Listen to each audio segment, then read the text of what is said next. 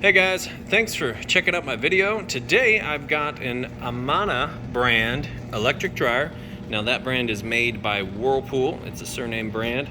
And what I've got is I've got it going on time dry with the high heat. You can hear it sounds nice and smooth. And I'm going to show you that it is in fact heating like it's supposed to. So right in between those two red dots, it's going to take a surface measurement of the temperature there.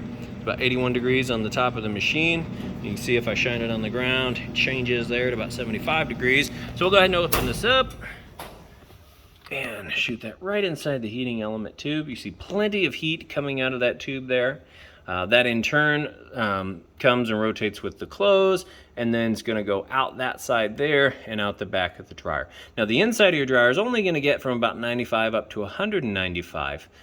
This tube here just happens to be where the heat comes out, the heating element's back behind there.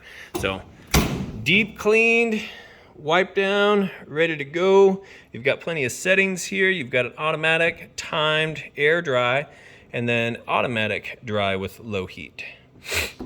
So that's going to be it on this one here. If you have any questions, feel free to reach out. All the details are in the listing description.